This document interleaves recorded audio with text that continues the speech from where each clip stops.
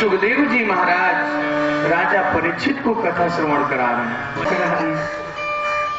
देखिए, व्यक्ति की बहुत विशेषता होती है और जिस स्थान से जो बात कही जाएगी, जब तक आप समझ नहीं पाएंगे तब तक कथा समझ में आ ही नहीं सकती।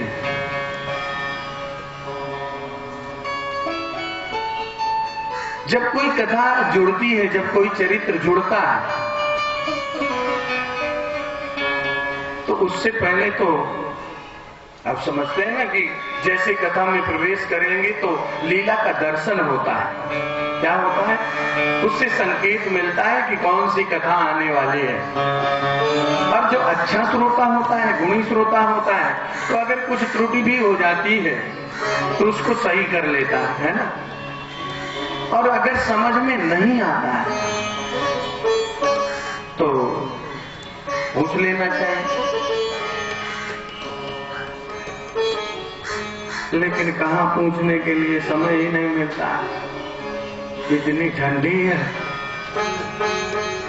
कि 5 बजे आएंगे और फिर कहेंगे 6 बजे छोड़ दीजिए, हैं? तो महाराज जी आपका समय तो 6 बजे तक का लिखा है, 5 बजे तक का है, 1 से 5 और 2 से 6 कर लिया तो भी नहीं, अभी कोई परेशानी हो रही है। चले जाएंगे, अभी तो बैठे हैं, अभी तो शुरुआत हुई है। नहीं, हम घर से, कई लोगों ने कहा मुझसे कि महाराज जी हम तो घर से सुनते हैं कथा पूरी, है ना। पंडित जी से कल चर्चा हो रही थी, राकेश पंडित जी से, बोले महाराज जी हम घर से पूरी कथा सुनते हैं।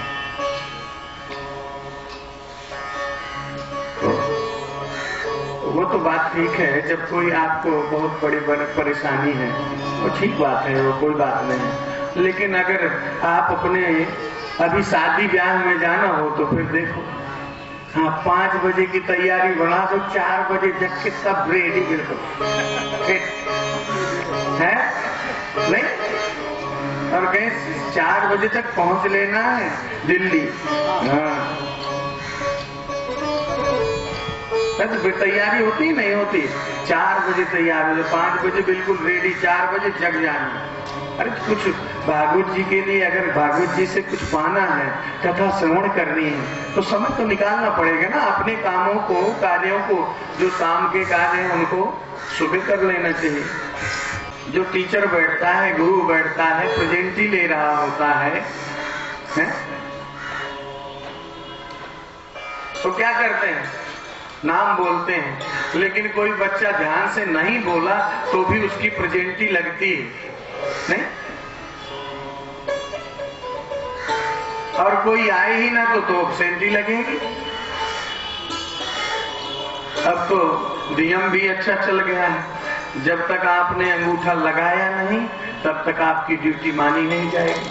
और अगर आपका ऑफिस 10 बजे का है, 10:30 बजे के बाद पहुंचते हैं तो अंगूठा लगेगा ही नहीं, एब्सेंटी चढ़ जानी है अपने यहाँ। तो पहले आपको सन्मुख हो ही जीवो मोहि जबहि, जन्म कोटि अघनासो तबहि। कोटि जन्मों के पापों का नाश मैं कर देता हूं। कब? जब मेरे सामने मेरा भक्त आ जाता है, प्रार्थना करे चाहे ना करे, है ना, सामने पहुंच जाए, भगवान की दृष्टि अपने दास पर एक बार पड़ जाए, अपने भक्त पर, कल्याण हो जाता है। जन्म कोटि अघनासम तब भगवान कहते हैं कि जो कोई मेरे सामने आ जाता है, मैं कोटि जन्मों के पापों का नाश कर देता हूं। तो घर से तो ठीक बात सुनते हैं, वो सही बात है, लेकिन जब सामने भगवान के रह करके, बैठ करके सुनेंगे, सानिध्यता में सुनेंगे, उसका आनंद ही कुछ और होता है। सुखदेव जी महाराज कहते हैं, राजा परीक्षित जानते हो,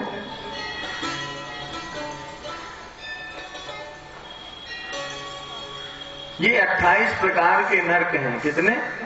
28 प्रकार के। रौरव, कुंभीपाक, महारौरव, मिस्र, अंधता मिस्र, ऐसे करके 28 प्रकार के नरक हैं। और जो मनुष्य जैसे पाप कर्म को करता है, जैसे दुराचरण करता है, उसी का हिसाब लगा करके और क्या किया जाता है, ताड़ना दी जाती है। जो पुण्य करता है, आपको पता है, नरक के विषय की बात आ जाए तो समझ लीजिए। एक बार की बात बताता हूं। जब पांडवों और कौरवों के बीच में युद्ध हो रहा था, आपने पता ही होगा, युद्ध हुआ था महाभारत में। युद्ध हुआ, कौरव पांडवों का युद्ध चल रहा था।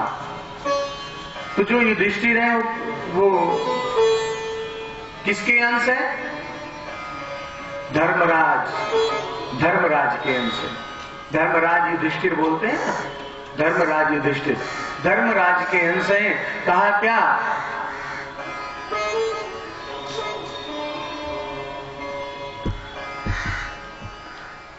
बाद में कहा, युद्ध के समय में जब देखा तो एक झूठ बोला था। अब वो आधा झूठ था, आधा सच था। जानते हैं कौन सा झूठ था? अश्वत्थामा मारा गया, नरो या कुंजरो, है? यही कहा था ना, अश्वत्थामा मारा गया, नरो या कुंजरो। ये पता नहीं है अश्वत्थामा मारा गया है, लेकिन नर है या पशु पक्षी है, कुछ पता नहीं, नरो या कुंजरो। और वहां पर बोल दिया गया, युद्ध के मध्य में अश्वत्थामा मारा गया। भाई जब युद्ध होता था तो जब कोई सैनिक या कोई विशेष योद्धा मरता था तो उसका अनाउंसमेंट किया जाता था कि ये इस समय मार दिया गया है। तो सेना भी और चढ़ाई कर देती थी कि इतना बड़ा योद्धा मार दिया तो और चढ़ाई करो, अब तो और कमजोर हो गया सामने का विपक्ष। तो युधिष्ठिर जी महाराज ने आवाज लगाई और कहा कि अश्वत्थामा मारा गया, नरो वा कुंजरो। तो अश्वत्थामा नाम का हाथी मारा गया था, ना कि अश्वत्थामा। अश्वत्थामा कौन थे? द्रोणाचार्य के पुत्र थे, गुरु पुत्र थे। तो बोले नरो वा कुंजरो।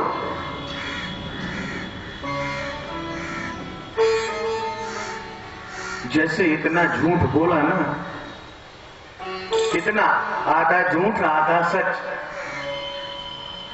तो जब यमराज की बात आई, तो यमराज जब युधिष्ठिर को लेने के लिए आए तो कहा कि चलो यमपुरी, नरक लोकों में चलना पड़े। बोले नरक में? मैंने ऐसा कार्य क्या कर दिया है, कौन सा पाप कर दिया है? बोले मैं नहीं चलूंगा, मैं तो धर्मराज युधिष्ठिर हूं, आप तो जानते हैं मैं सत्य का आचरण करता हूं। कहा नहीं, आपने एक झूठ बोला था। कौन सा झूठ? ये नरो वा कुंजरो बताया नहीं था, शुद्ध नहीं बोला था। इसके उससे ही उनको क्या किया गया? धर्मराज युधिष्ठिर को नरक में ताड़ना नहीं दी गई। बोले आपको चलना तो पड़ेगा ही, कम से कम इतना जान लीजिए, आपको ताड़ना नहीं मिलेगी लेकिन दर्शन करना पड़ेगा नरकों का। सोचो 28 प्रकार के नरकों का वर्णन सुनने से रोटे खड़े हो जाएं। हाँ? और समझ लो अगर देखने के लिए मिल जाए तो जहां मवाद की, पित्त की नदियां बह रही हैं, उस पर उसको डाल दिया जाता है।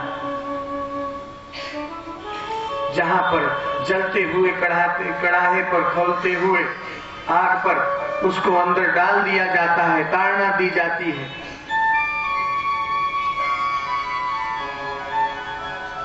जब ये सब चर्चा होने लग गई तो राजा परीक्षित जी महाराज को रहा नहीं गया और कहा, गुरुदेव ये बताइए, अगर पाप तो किसी से भी हो सकते हैं, कभी धोखे से हो जाए, कभी चींटी मर जाए, या कभी कोई वाहन लेकर के जा रहे हो, कोई पशु पक्षी धोखे से पहिए के नीचे आ जाए, वाहन के नीचे आ जाए, उस पाप की क्या बात। या अन्न को पकाते वक्त तमाम प्रकार के जीव हमारे अन्न में आ जाते हैं,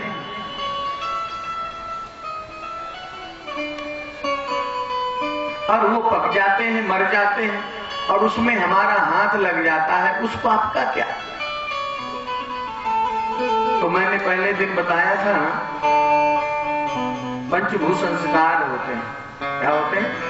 पंच संस्कार, 5 प्रकार के। वो नित्य प्रति करना चाहिए, उससे उसका दोष मिट जाता है। चिड़ियों को चुगाना, चींटियों को चुगाना, गौ की सेवा करना, कन्या की सेवा करना, है? हवन करना, पूजन करना, गौ की रोटी और कुत्ते को रोटी खिलाना, ये हमारे पंच संस्कार हैं। अगर आप इतना करते हैं तो नित्य प्रति अगर आपके पैरों के तले आकर के कोई भी जीव जंतु मरता है तो उसका दोष नहीं लगता है। और ये सभी को करना चाहिए, वो किसान हो या व्यापारी हो या क्षत्रिय हो, कोई भी हो, सबको करना चाहिए। लेकिन सब अपने धर्म को भूल गए। प्रदूषण जो हो रहा है, क्यों हो रहा है? वृक्ष काटते जा रहे हैं, लगाते एक भी नहीं है। हाँ? साल भर में अगर कहीं धोखे से हवन करवा दिया तो 50 जगह बताना पड़ेगा, महाराज जी हमने अभी ये कथा करवाई थी, ये करवाया था, वो करवाया था। है? कभी साल भर में, अरे भाई रोज बना करके, और वो और हमारे सनातन धर्म को बिगाड़ने के लिए जो हमारी औषधियां हैं वो उसको नष्ट कर दिया जा रहा है।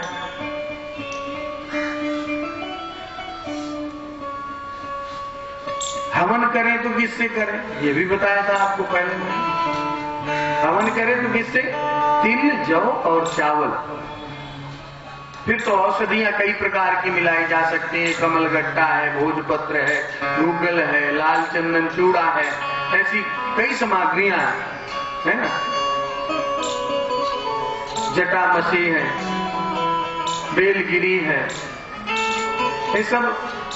ये सब चीजें आप उस पर औषधि के रूप में मिला सकते हैं। लेकिन नहीं, हम तो गायत्री परिवार वाला धूप लेके आएंगे, वो बहुत अच्छा महकता है भाई, बहुत अच्छा है। हम भाई ये नहीं कह रहा हूं कि ना लाइए, लेकिन उसमें तिल, जौ, चावल जरूर मिलाइए। अब देखिए उसकी मात्रा क्या होनी चाहिए, ये भी तो ध्यान में रखना पड़ेगा। भाई आपके घर में चावल खूब रखा होता है, खाने के लिए भी लगता है, तो पता चले चावल मिला दे, या आपके पास किसी ने कैसे भी आपने खरीदने गए, आप तिल ज्यादा ले आए तो सोचे कि थोड़ा चावल कम है और तिल ज्यादा डाल देते हैं, या ये दोनों चीजें कम हो गई, जौ ज्यादा हो गया तो डाल दिया। ऐसा नहीं, उसकी मात्रा होती है। जितना तिल हो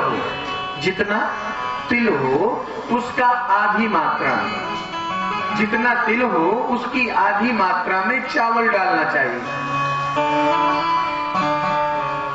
जितना तिल हो उसकी आधी मात्रा में चावल, और चावल के आधी मात्रा में जौ।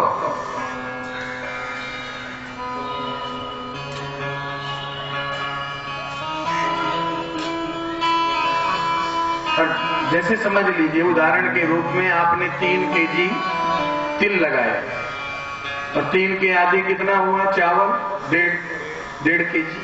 और उसका आधा 3 पाव, उसका जौ मिला लीजिए और उसमें औषधि चाहे कितनी भी डाल लीजिए, कितनी भी मात्रा हो, उससे कोई दिक्कत नहीं। उससे हवन करिए, तब ये जो प्रदूषण है ना, ये नष्ट हो जाएगा, आसपास का वातावरण शुद्ध हो जाएगा। वैज्ञानिक लोग इसको सर्च करते हैं, देखते हैं, तो कोई ज्यादा समय नहीं लगेगा, फिर परिवर्तन होगा, फिर उसी चीज पे आएंगे, है ना। जब भोग लेंगे, कहते हैं ना, जाके पैर न फटी बीमाई है। अभी समझ में नहीं आ रहा। जब खुद ही के बच्चे परेशान होंगे, हैं, तब वृक्ष लगाएंगे, तब नदियों को साफ करेंगे, नदियों में कचरा नहीं डालेंगे, प्रकृति की रक्षा करेंगे। नहीं करते। वृक्ष भी लगाया तो लगाने की तो बात ही छोड़ो, किसी ने लगा दिया, बेचारे ने सेवा भी करता है, गाय और ऊपर से कर दी खा ले। रोज सुबह से दिमाग खराब करता है, लेकर के कभी डिब्बा मांगता है, कभी पानी मांगता है? सब लोग वृक्ष जरूर लगाओ।